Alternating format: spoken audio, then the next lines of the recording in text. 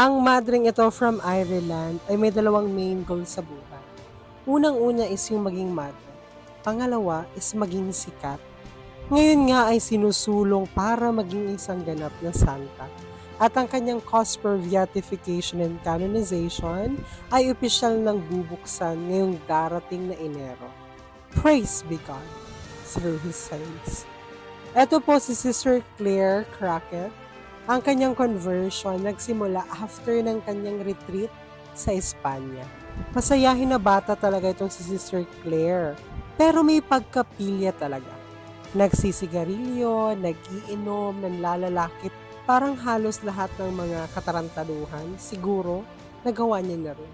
Not until maramdaman niya sa kanyang sarili yung emptiness, yung feeling na parang may kulang. Nasa TV industry rin itong si Sister Claire noong mga panahon. Bata pa nga lang siya, nagkaroon siya ng show, naging host siya. And parang kinontak rin siya ng Nickelodeon. Hindi ko lang sure kung tama yung pronunciation ko. Kaya for sure talaga, papasikat talaga siya. Pero kahit ganun, meron pa rin siyang feeling na parang kulang. Originally, hindi dapat siya yung sasama sa retreat sa Spain. Kaso parang may nangyari, and parang siya yung i-recommend na mag-substitute yung dapat sa sasama. Ang nasa isip ng mga panahon na yon ni Sister Claire is that bakasyon, party-party, ligo-ligo sa beach, since sa Spanya yon, and libre pa. Kaya talaga sumama siya. Pero nagulat siya nung malaman niya na retreat pala yung sasamahan niya. And during Good Friday, since retreat yun for Holy Week, doon niya na na-feel yung parang inner calling at napasabi siya na gusto ko magmadre. Sinabihan siya na kung gusto mo magmadre, kailangan mo bumalik. Nagsabi naman siya na babalik siya. Pero alam niyo ba, nasabi ng mga tao doon ng mga madre, ay hindi na yun babalik. Kasi kilala talaga na iba talaga yung main goal niya sa buhay. Kahit nga yung kanyang mga magulang, kaibigan, kapatid, nung sinabi niya magmamadre siya, iba rin yung mga reaksyon, sabi ng nanay niya. Hindi yun magtatagal ng 2 weeks, uuwi yun. Tapos sinabihan rin siya ng kaibigan niya na, para ka nagpapakamatay, dear. After nung retreat, hindi pa talaga siya totally parang na-convert or na-enlighten. Kasi balik pa rin siya dun sa mga gawain niya, mga ganito ganyan. Pero nafe-feel niya na talaga within, na sabi niya, parang nakukuha ko naman lahat. Pero parang hindi sapat. Kaya naisipin niya talagang bumalik ng Espanya para magmadre.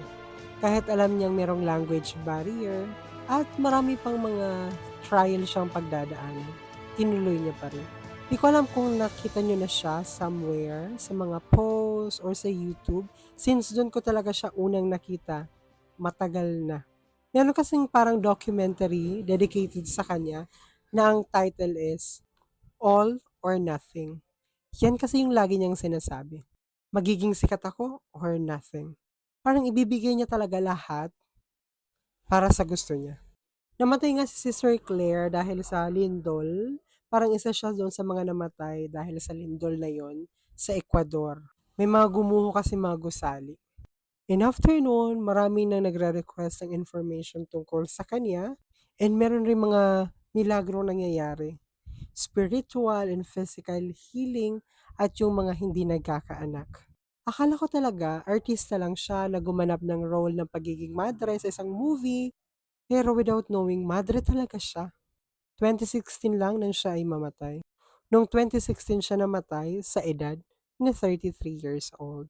Siya na ba ang Saint Therese ng ating panahon? Hanggang dun muna, Chingos and Faith. Ito po ang inyong Hermano nagpapaalalang piliing maging masaya at piliing maging banal. Maraming salamat.